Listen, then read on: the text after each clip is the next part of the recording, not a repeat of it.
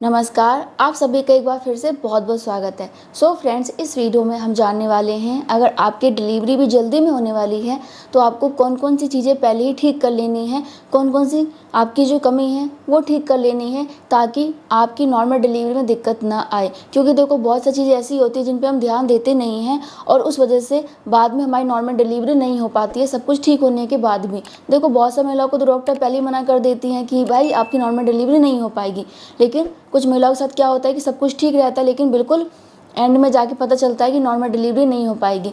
इसलिए कुछ चीज़ों का ध्यान रखें और कुछ चीज़ें ठीक कर लें। तो चलिए बिना टाइम वेस्ट के अपना वीडियो स्टार्ट करते हैं। सो फ्रेंड, जो सबसे पहली चीज़ है वह है आपका हीमोग्लोबिन, यानी कि आपके बॉडी में खून की मात्रा। वैसे आपको पता ही होगा कि नॉर्मल खून की मात्रा कम से कम 12 पॉइंट तक आपके शरीर में होना चाहिए। अगर उससे कम है तो फिर आपके शरीर में खून की कमी है।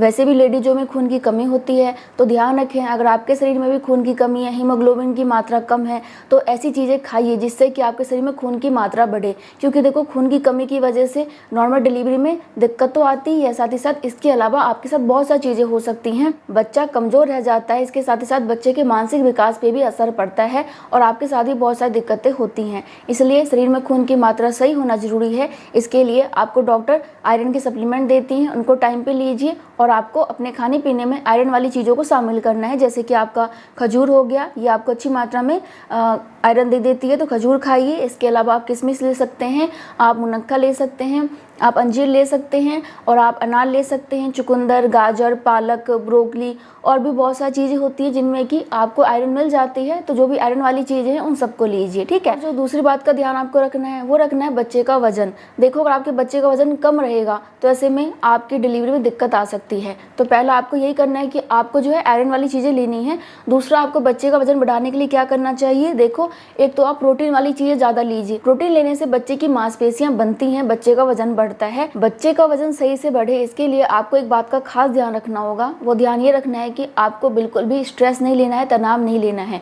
अगर आपने अभी तक तनाव लिया है, स्ट्रेस में रहे हो आप, कोई बात नहीं, लेकिन आगे ध्यान रखिए कि आपको बिल्कुल भी तनाव में नहीं रहना है। देखो, अगर आप स्ट्रेस में रहती हैं, बहुत ज़्यादा ओवर थिंकिंग करती हैं, हर वक्त आप रोते रहते हो, परेशान से रहते हो, तो ऐसे में क्या होता है कि बच्चे की सेहत पे बुरा असर पड़ता है, आपकी सेहत पे भी पड़ता है। लेकिन क्या होता है कि बच्चे तक भी तनाव वाला हार्मोन्स पहुंच जाता है और बच्चे को जरूरी पोषक तत्व नहीं मिल पाते। यानी कि अगर आप अच्छा खाते हैं तब भी आपका बच्चा कम वजन का रह सकता है। अगर आप बहुत ज़्यादा तनाव लेती हैं तो यानी कि टेंशन में रहते हो, तो इसलिए जितना हो सके खुश रहिए। जिन चीज़ों से टेंशन होता है उनसे थोड़ा सा दूरी बना के रखिए, अपने घर वालों से बात कीजिए और अपने डॉक्टर से भी बात कीजिए। इसके बाद जो बहुत ही महत्वपूर्ण चीज़ है वो है आपके पानी की थैली में पानी की मात्रा, यानी कि एम्नियोटिक फ्लूइड की मात्रा। वैसे तो आपने अल्ट्रासाउंड करवाया होगा तो उसमें आपने देखा होगा कि कितनी मात्रा है पानी की थैली में। लेकिन अगर आपके पानी की थैली में पानी की मात्रा कम होती है तो इससे भी आपके बच्चे के विकास पर असर पड़ता है और आपकी नॉर्मल डिलीवरी में दिक्कत आती है। क्योंकि पानी की मात्रा कम होने से या फिर ज़्यादा होने से बच्चा ठीक से घूम नहीं पाता है और हेड डाउन पोजीशन में भी नहीं आ पाता है। इसलिए पानी की मात्रा सही होना चाहिए। कई बार ये काफ़ी ज़्यादा खतरनाक भी हो जाता है, समय से पहले आपकी डिलीवरी भी हो सकती है। डॉक्टर जल्दी से आपकी डिलीवरी भी कर सकते हैं क्योंकि पानी की मात्रा कम होने से बच्चे के जान पर खतरा हो सकता है। तो उस चीज़ का खास ध्यान रखिए। एक तो पानी अच्छी मात्रा में पीजिए और अगर अल्ट्रासाउंड में कम आया है पानी की मात्रा तो डॉक्टर आपको मेडिसिन वगैरह देती हैं, तो उनका ट्रीटमेंट लीजिए। अब ये भी जानना जरूरी है कि पानी की मात्रा कितना होना नॉर्मल होता है। तो 5 से लेकर 25 सेंटीमीटर या फिर 800 से लेकर 1000 मिलीलीटर पानी नॉर्मल है। इतना है तो नॉर्मल है, उससे ज़्यादा है तो ज़्यादा है, उससे कम है तो कम है। वैसे 36वें सप्ताह के बाद पानी की थैली में पानी की मात्रा कम होने लग जाती है क्योंकि डिलीवरी का समय नज़दीक आ जाता है। तो उस समय पानी की मात्रा 600 मिलीलीटर तक हो सकती है, बिल्कुल नॉर्मल है, घबराने वाली बात नहीं है। लेकिन उससे पहले कम है तो आपको ज़रूर घबराना चाहिए और डॉक्टर से बात करनी चाहिए, ठीक है। तो उस चीज़ का आपको ध्यान रखना होगा। आपको इसके बाद जो नेक्स्ट ध्यान रखना होगा वो रखना होगा बच्चे के हेड डाउन पोजीशन का। देखो, जब तक आपका बच्चा हेड डाउन पोजीशन में नहीं आएगा ऐसे में नॉर्मल डिलीवरी आपकी नहीं हो पाएगी। ज़्यादातर केस में नॉर्मल डिलीवरी नहीं हो पाती है। बहुत कम केस होते हैं जिसमें कि बच्चा ब्रिज पोजीशन में है, आ रहा है, तिरछा है, तो नॉर्मल डिलीवरी हो जाए, नहीं तो नहीं होती है, ठीक है। बहुत कम चांसेस होते हैं। तो बहुत ज़रूरी है कि आपका बच्चा समय पे हेड डाउन कर ले, यानी कि अपना सिर नीचे कर ले, डिलीवरी वाले पोजीशन में आ जाए। वैसे तो ज़्यादातर बच्चे अपना हेड डाउन कर ही लेते हैं प्रेगनेंसी के 9 महीने के स्टार्टिंग तक। लेकिन अगर आपके बच्चे ने अभी तक नहीं किया है तो आपको क्या करना है कि आपको कुछ एक्सरसाइज करनी होंगी, जैसे कि स्क्वाट वाले एक्सरसाइज हो गया, डक वॉक हो गया और नॉर्मल वॉक जो हम करते हैं सुबह शाम टहलते हैं वो हो गया, और आपका सीढ़ियों पर चढ़ना और उतरना।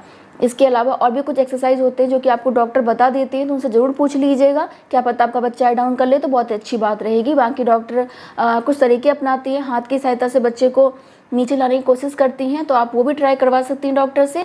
बाकी देखो जी, आपको अपने उठने बैठने का ध्यान रखना होगा, झटके से उठना बैठना नहीं है। अल्ट्रासाउंड जरूर करा लीजिए, ठीक है, तो आपको सारी चीज़ें पता चल जाएंगी। इन सभी बातों के अलावा जो आपको नेक्स्ट ध्यान रखना है वो बहुत ही इंपॉर्टेंट है। वो क्या है? वो है खुद का ध्यान रखना, ताकि आपका हेल्थ अच्छा रहे। मान लीजिए कि आपका बच्चा बिल्कुल हेल्दी है, वजन भी ठीक है, हेड डाउन भी हो चुका है, लेकिन आप बिल्कुल हेल्दी नहीं है, आपके शरीर के अंदर ताकत नहीं है कि आप बच्चे की डिलीवरी कर पाएँ, आपको बिल्कुल कमज़ोरी महसूस होती है और आप हर वक्त थकान थकान सा महसूस करती हैं, आपको लगता है कि आप कर ही नहीं पाओगे, बहुत ज़्यादा आप अंदर से बीमार हो, तो ऐसे में क्या होगा? आप खुद मना कर दोगी कि मेरी बस की बात नहीं है, मेरा सिजेरियन डिलीवरी कर दो। इसलिए अपना ध्यान रखिए, अपने पेट का ध्यान रखिए। पेट का ध्यान मतलब ये है कि इस समय कब्ज नहीं होना चाहिए, तो आपको ऐसा खाना खाना है जिससे कि आपका खाना आराम से पच सके और आपको कब्ज की समस्या ना हो, पेट से रिलेटेड प्रॉब्लम ना हो, क्योंकि डिलीवरी से पहले आपका पेट साफ रहना चाहिए, नहीं तो आपको प्रॉब्लम होगी। बाकी देखो जी, आप बाहर का जो भी अनहेल्दी चीज़ें खा रही थी उसको लेना बंद कर दीजिए, क्योंकि उससे आपको कुछ मिलता नहीं है फ़ायदा, बल्कि आपको नुकसान ही होता है। तो जो भी खाइए घर में बना के ताज़ा खाइए और हेल्दी खाइए, तो इससे आप भी अच्छी रहेंगी और आपका बच्चा भी। इसके अलावा क्या करना है कि आपको मेडिटेशन करना होगा, सुबह जल्दी जगना होगा, ध्यान करना होगा, ताज़ी हवा लेनी होगी, ताकि आपका बॉडी भी अच्छा रहे, माइंड भी रिलैक्स रहे। और तनाव बिल्कुल नहीं लेना होगा, तनाव लेने से आप काफ़ी ज़्यादा कमज़ोर हो जाती हैं। तो थोड़ा सा ध्यान अपने ऊपर रखिए, ताकि आप भी अंदर से स्ट्रांग बन सके और आराम से डिलीवरी कर सके। इसके बाद जो नेक्स्ट चीज़ का ध्यान रखना है वो है डॉक्टर का। देखो, अगर आपके डॉक्टर, आपको ऐसा लगता है कि वो ठीक तरीके से आपको ट्रीट नहीं करते हैं, आपको हर वक्त बहकाने की कोशिश करते हैं कि हाँ नॉर्मल डिलीवरी हो जाएगी, नहीं होगी, पता नहीं, आप कुछ ही पूछते हो तो जवाब नहीं देती हैं ठीक से, या फिर आपको उन पर डाउट है कि पता नहीं ये मेरी नॉर्मल डिलीवरी करेंगी नहीं करेंगी, डिलीवरी के समय ध्यान रखेंगी नहीं रखेंगी, मतलब कि खुद पता चल जाता है ना कि हमारे डॉक्टर कैसी हैं। तो आपको ऐसे में एक बार दूसरे डॉक्टर से ज़रूर दिखाना चाहिए, ताकि आपका कन्फ्यूजन दूर हो सके और आप आराम से दिमाग से फ्री हो सके कि हाँ जी मेरी नॉर्मल डिलीवरी होगी या फिर नहीं होगी, या फिर डॉक्टर जो प्रॉब्लम बता रही है वो सच में है भी या फिर नहीं है। ठीक है, तो उस चीज़ को आप पहले ही ध्यान में रख के क्लियर कर लीजिएगा। इसके बाद जो नेक्स्ट चीज़ आपको ठीक करनी है वो है मनी। मनी मतलब ये कि पैसे।